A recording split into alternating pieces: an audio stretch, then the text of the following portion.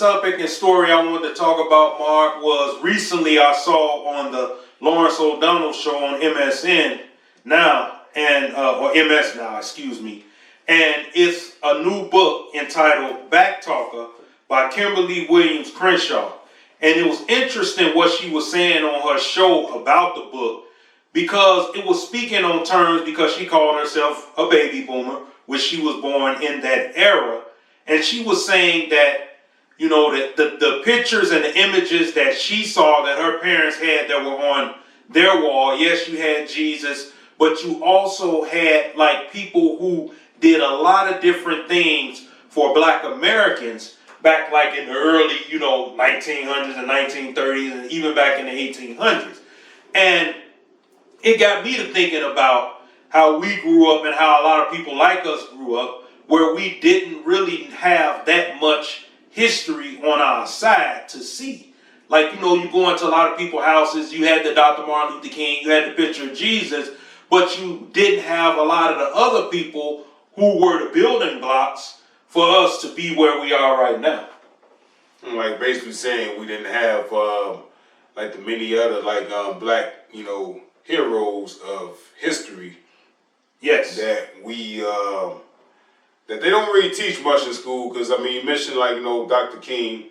Mm-hmm. You would probably get like a Fannie Lou Hamer. Depending on where you at, and things like that. But there were so many other people, men and women, who sacrificed a whole lot. You would hear about Harriet Tubman, but like the other people that was riding with her.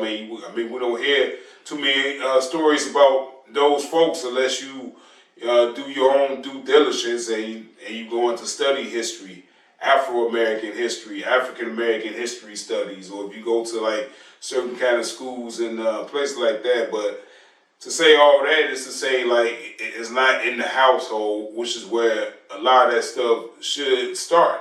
We don't know who we are, so how can we know where we're going? Exactly. Our people, it's like a generational distance and gap when we tend to do each generation that have developed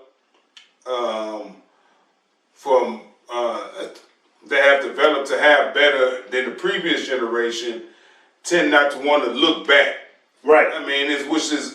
What we do as a country as a whole. We always go Obama had the famous line and stuff. Mm-hmm. We put it in D, to draft instead of R to go back. Mm-hmm. Don't look back, keep moving forward. But, as I understand the sentiment behind that, from what he was saying is you mm-hmm. want to keep progressing forward. Right. It's still important to look back and to know that history, to learn that history, to understand that history.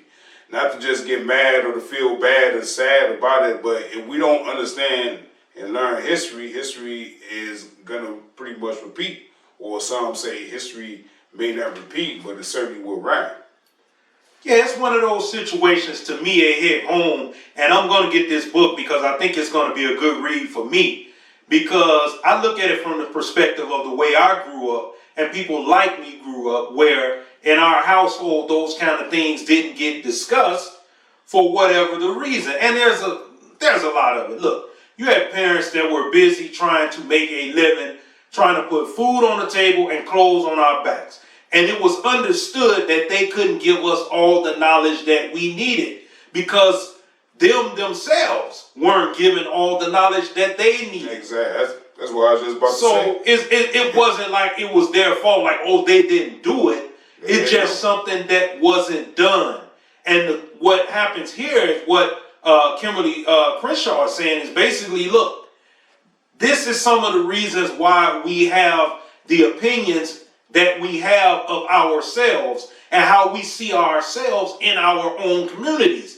Because we look at celebrities and sports stars and people of that nature as the ball carriers. And we talked about it before here on the Grown Man Podcast, that you don't see people saying, let's cheer on the doctors during surgery, or let's cheer on those mathematicians, and things of that nature. And like you just talked about, we talked about offline, is about Black people being on Wall Street and all these things. We never see these things. And it was never shown to us.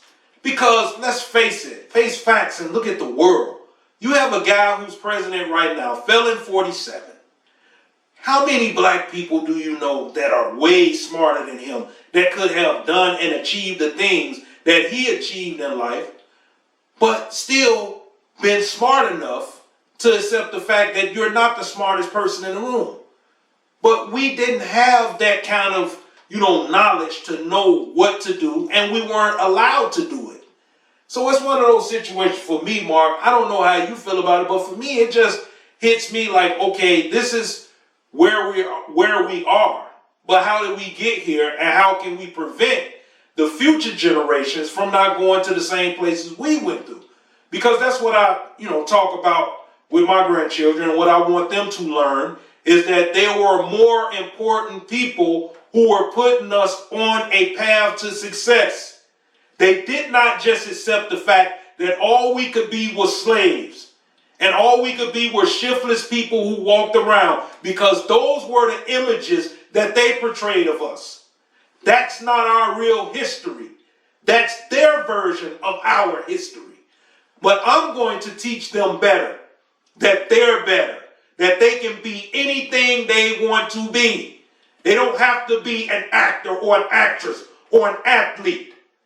They can be doctors, they can be lawyers, they can be mathematicians, they can work on Wall Street. They can go and achieve success in any walk of life they choose to, and that's just my point on it. But what you say? I mean, what we tend to see in most households is to find ways to get that back. I mean, everybody pretty much teaching, and it's not necessarily saying that you're trying to teach folks to go out there to deal drugs or do illegal activities, but you do see a lot of people put a lot of emphasis on their child, getting on that football field or getting on that court if they got skills to see where they can go with that to be entertaining.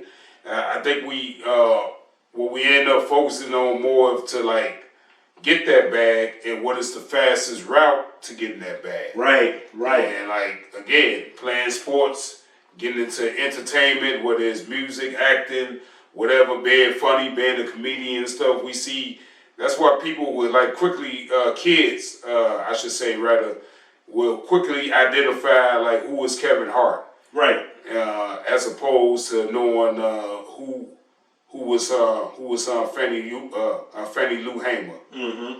Or who was Nat Turner. Right. I mean, it's the values that we instill in ourselves and our children, and that's pretty much the main value, is to be successful, get money. Mm-hmm. And it's all that historical stuff we pretty much put on the back burner, but we keep pushing that so further back to where it's going to be completely gone and disappear. And then we see in many states throughout this country, they're getting rid of books. They're taking them out the library, Mm-hmm. and they're not adding that sort of history into the curriculum at school or whatever. Now you have a president that want to call everything DEI and call it illegal to teach those sort of things. And just to your point, what you were saying is we believe what they told us that we were supposed to be and what we was capable of being, and that we started off in the jungles and all that kind of stuff. When we started off in slavery, and where it's the continent of Africa has been around from the beginning of time, and there's so much history that happened over there, let alone all the history that happened right here, all the black inventions and things like that. I mean, everything that you can think about that you have in your household, that you see around, a black person had their hands on it at some point. So, Miss Crenshaw book, I think that could be a very important first start for a lot of people to really want to, look back and question things and try to find out the true history. That way that they can move forward and move a whole different way in life. I mean, again, we get easily distracted about trying to chase the bag, trying to have things, that we lose a lot of things that is crucial to our upbringings. Yeah, it's one of those situations where I know that this book is going to be a good read. I can't wait to get a copy myself, because for the simple fact it's telling us about our history not only in this country, but our history and our place in this world. And there was more to us than just being slaves. And that's the thing that a lot of us don't understand. And as you alluded to, Mark, we're too busy and caught up in what's going on now to look back at what was going on then and what has got us to the place that we are today. Another topic I wanted to talk about, Mark, is something that is happening here in the Chicago area, and that is Walgreens closing stores because of theft, while in the hood, these liquor stores still exist. And here's my take on it. I'm going to open it up and I'm going to let you give your opinion on it. But here's what I told someone the other day. I said, look, Walgreens is closing up because people keep coming in there robbing and taking things out of there. I mean, we had it happen up here on Kedzie, where they went up into Walgreens, and they kept going in there. They didn't only hit it once, they hit it twice, they hit it 3 times. So they're saying, look, enough is enough. We put stuff behind lock and key, and people are still running up here and doing these things. And you got the aldermen who are saying, how dare they close it down? But I don't see the aldermen standing on end saying, how dare we not close down these liquor stores? Because as I told someone the other day, and I've previously mentioned here on the Grown Man Podcast, people are outside of liquor stores at 7 and 8 in the morning. What are you doing there? You don't work there. So this is my point.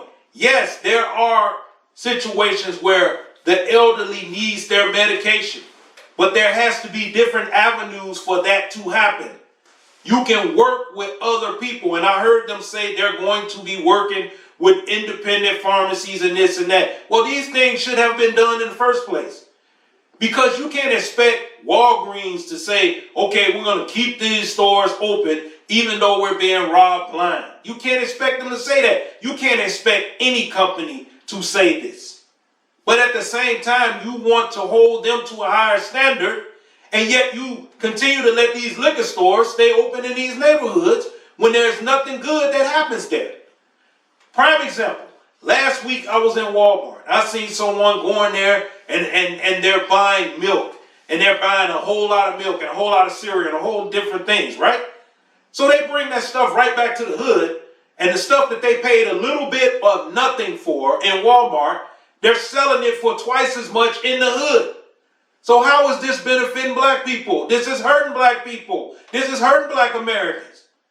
So I say that to say, look, yes, we know that the elderly and things like that, they need their medications as everybody do. But at the same time, we have to not have a double standard. You're going to talk down on what Walgreens is doing while they're on the corner selling liquor and tobacco products. Are these things that we need? No, that's not food.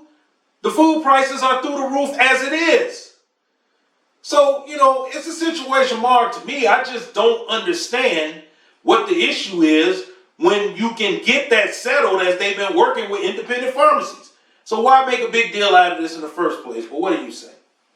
I don't know. It's a whole lot to unpack there. First of all, because you were saying with the liquor stores, I mean, the liquor stores, they're still around because they're not being robbed. I mean, Yeah, but the certain places are, and then you have some of these gas stations that have ATM machines. They're pulling them out of there. But these are places that are predominantly in the black community. Right. I mean, I get your point. What you said with that, like, I mean, it's pretty much. We've been saying that since pretty much the '90s. Is like why you always in every hood, if you will. I mean, you can always find like a liquor store. There's gonna be a liquor store down every block or whatever, and things of that nature. I mean, well, I was just pretty much pointing out the fact that like it seemed like a lot of liquor stores have better securities than Walgreens. I mean, because I've been in a couple liquor store. I remember back in the day where it's like you can't even. I mean, you can walk in the store, but you can't really go too far past the front door, and they have everything behind the screen, and you got to point to the clerk of what beverage or drink that you're trying to purchase. But with the whole Walmart thing, I mean, that's something that I would have to or I would want to look more into to see what's actually going on. Because you said that there was a Walgreens that got hit 3 times or 3 different occasions. And my thing is, I'm looking at what is the security efforts and all that kind of stuff. I mean, what is the law officials doing about this? Like, how is something like that happening where like a Walgreens can be robbed 3 times? That's a big problem. Yeah. That shows bad policing to me in my book. I mean, you should be able to figure something out.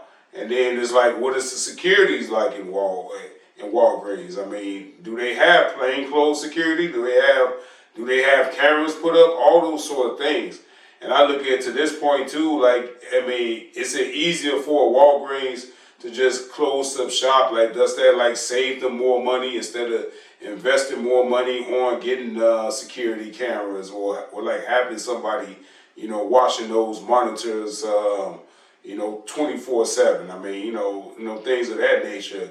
Or is it like easier for them to just be like, yeah, we're gonna close up shop and we're just gonna, service those communities? But going back to what you were saying with the senior citizens, I mean, it is important for a lot of senior citizens to be able to get their medication. I mean, you can open up some more, or like you said, I completely agree with. You should have been had like more independent stores for like seniors to like, get the medicines and their prescriptions that they need and all of that. But that gotta happen like pretty much like right away.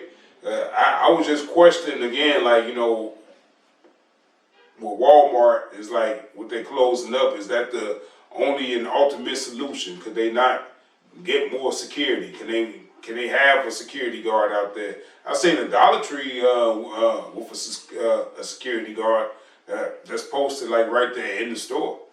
I mean, can that be something that's done? But to your point, like, yeah, like you shouldn't have people like, robbing the Walmart. That hurts the community, and that takes a community effort to take some community responsibility. If you see somebody that's looking suspicious or looking like they doing some things, yeah, I mean, that goes back to, you got to report that thing. That's not snitching if you're reporting the crime happening.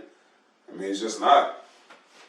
Yeah, it's one of those situations where, look, what you just said, I agree with you on that. My thing is, I'm not standing up and saying Walgreens is the top of the line model company. No, they have a lot of issues. But on this point, I'm not saying I side with them, but what I'm saying is I can understand it because their store's being robbed. And it's their chain that's suffering, and they already are in serious financial situation because of bad management. But at the end of the day, it does affect the black community. But my thing is that we should have better game plans moving forward. We should not just have them as the only option and get into outrage when they decide to close the store. That's true. Oh yeah, I mean that's like 1% true right there. I mean, but yeah, and again, like with Walgreens again and stuff, because I'm thinking about the last time that I actually been in a Walgreens myself personally. It's been like a long time, and I always remember Walgreens for having very high prices. Yes. So I mean, it's like a lot of these businesses that's in these black communities. And I mean, you get these people that come in there and they make a whole lot of money from the black communities, but what are they really, how much of that money is going back into the black communities? Right. I mean, I look at that part of it, but yeah, if your business is like hurting because of robbery and things like that, I mean, yeah, I can understand why you want to close up shop too. I think that's, I mean, to be honest, for me, I just think they use that as an excuse because they just, once again, just don't want to be in that area. I mean, as simple as that. I don't think they want to put the efforts into spending money on security or doing like the extra little things that they may need to do to prevent like, robberies from like happening. Because I'm assuming all these things are happening during operational hours. It's not like they're breaking in, when the store is closed or, anything like that. So.